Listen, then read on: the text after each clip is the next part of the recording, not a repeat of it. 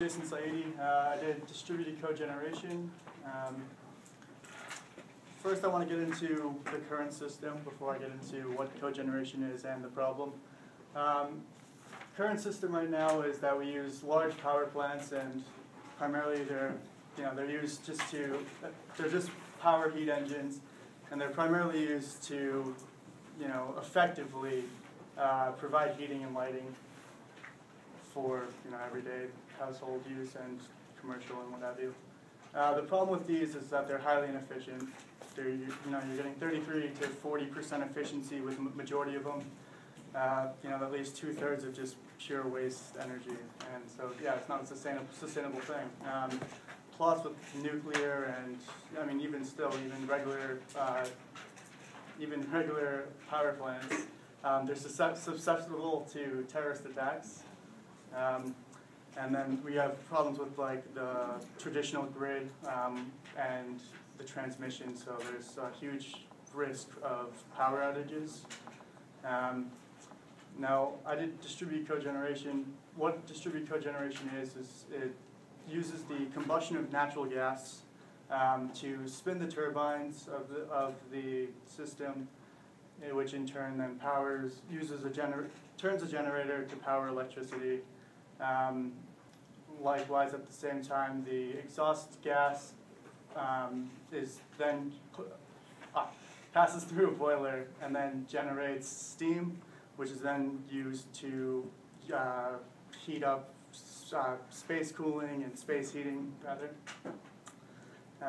And what this system does is it provides 70% efficiency, which is twice as efficient as the current model. It has location flexibility. Basically what it is they're very small scale power generation plants. They are localized in high populated areas where they're going to be most efficient, most accessible for the greater amount of people. They're resilient to power outages because they're on site. There's just on-site production, and it's really only giving enough energy to produce for a small population. I believe I have further down, generating capacity is 32 megawatts. So there's less energy consumption, and there is less greenhouse gas emissions because of you're getting more efficiency. You don't need to use more greenhouse gases because you are doubling as a heating and cooling system as well. The cons is that they're very expensive. In my next slide, I have from our book. It says that the initial upfront cost is $41 million for one of these plants, and again, they're effective. But $41 million over such a small population is a high capital investment. Plus, there's the issue of management. If you put a plant, maybe for a couple each city, you have to have people go out to these small sites, which are most likely in high traffic places, and say there's an error with one of them, and they need maintenance. It would be a huge hassle. Whereas right now in our traditional systems, they have it far away from high populated areas, and so it's easier to go maintain. And then you have location concerns. A lot of people don't want to live next to these power plants that are going to be producing such energy in case something goes wrong. You never know what could happen. A lot of people are afraid of the current system. I know people don't like to live near power lines because there's all talk of what have you. And so even if there isn't direct health hazards involved, it's just people are still weary of living next to energy generation plants. Here's the economics of cogeneration. It's 50% cheaper per megawatt hour compared to the traditional system that we have. Currently, the combined cycle is cheaper due to the size of the scale of the combined cycle. For those of you that don't know the combined cycle, it's pretty much the same thing, but it's on a much higher scale and and it's far away from where it's going to be from where the energy is going to be consumed. So there's a lot of waste heat that goes in the transmission of the combined cycle. Yeah, transmission facilities contribute 1/3 of the combined cycle's cost. As you see, the main fuel this is based off our book. It was a cogeneration plant based off out of the University of Colorado Boulder. They had $41 million capital investment. It's able to produce 32 megawatt hours. It has a lifetime of 40 to 50 years. The efficiency of the actual electricity production is the same at 34%, but because it doubles as space heating and space cooling, it goes up to 70%. Here is a breakdown of a combined cycle cost analysis and then a cogeneration cost analysis. We have the fuel cost of the combined cycle is 21.42 per megawatt hour. It's actually cheaper for cogeneration because it doesn't need to produce as much as doesn't need to consume as much fuel because it's being used on site pretty much. There's very little maintenance cost. Very little maintenance cost. There's absolutely zero transmission since it is located on site. Therefore, per megawatt hour, it's roughly 19.34 as opposed to 41.83. And let's see, total on a fixed cost per power plant. Right. So the maintenance, let's see, total annual fixed cost for the power plant is 1841.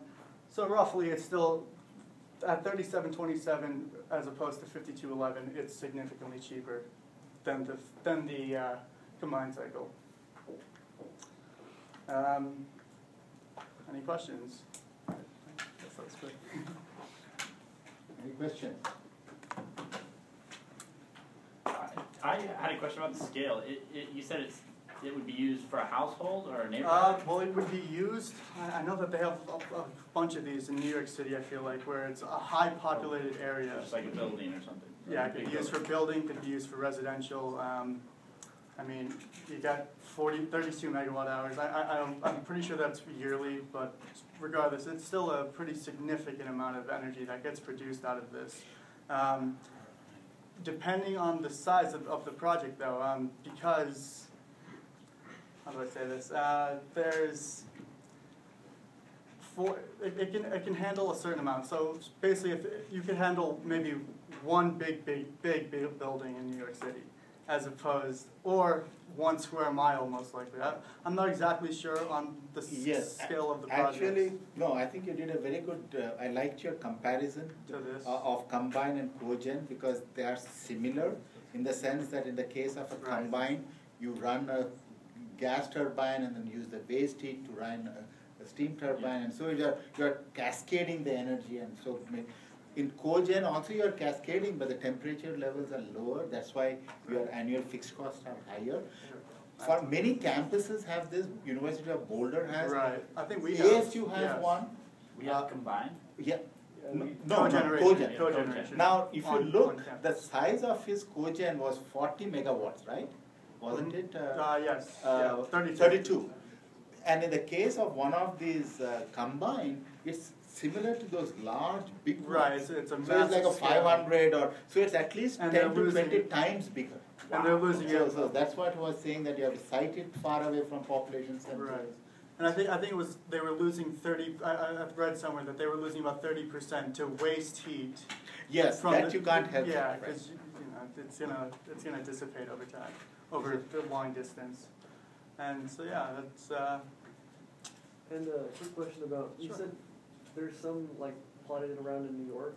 I believe New York City is using this a lot. There may be many because it's so highly populated that it'd be foolish not to. Is it utility or is it commercial investment? I believe they have it as private, but they have it so that it's linked up. Right? Yeah, kind of like solar panels. They're linked into the grid. Right. That way, if they overproduce, it goes into them, and they Right. get, whoever owns it gets So paid. it's like a city type of. Right. Since East Coast has a lot of grid problems, how much have they invested in like trying to get that transmission back to the grid? To be honest, I don't think they've invested because of the high capital cost. I believe it was right here, $41 million. Right. And I mean, Right. it's just such a high upfront cost for such a small scale area that it's kind of it makes sense long term, but it's something that it's big. This is something like $1.3 per watt electric. If you divide the 41 million into 32 megawatt. Yeah. How Right. much is a cogeneration plant if you look at the cost? I have not done a full-scale cost analysis myself. No, it's not a full-scale cost analysis, it's just a matter of looking at the number, because you say this is so much money, but Right. what does it compare? Is it Right. 10 times more expensive, or is it 20% more? I'd have to look at what are the capital costs of the traditional plants that we're using right now. I don't have those figures. I Maybe that's apologize. something you can put in your Right, report. definitely in my paper. I think we should move on, but thank you, Jason. Thank you. So please put in your comments and put in your name on the top of the sheet, and I'll collect them at the end of the session today. Jason, just put group number 1, and I know which one to put that.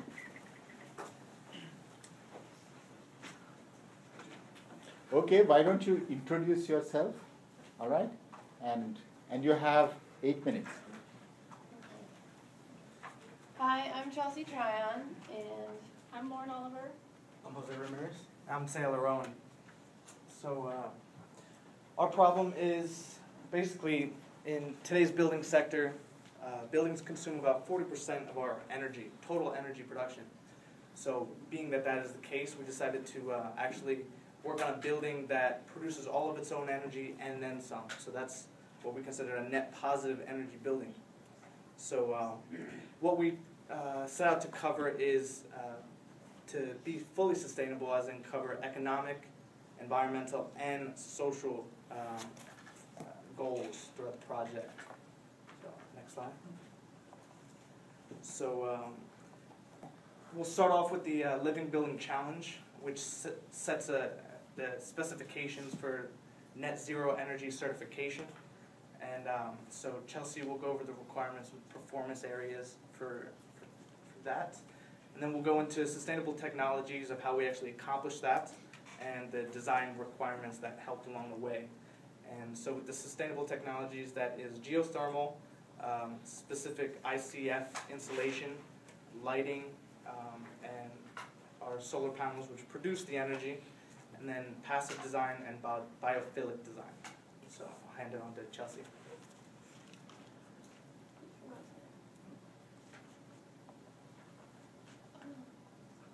Okay, so the Living Building Challenge, you can access it online to see all the requirements if you want more information on it.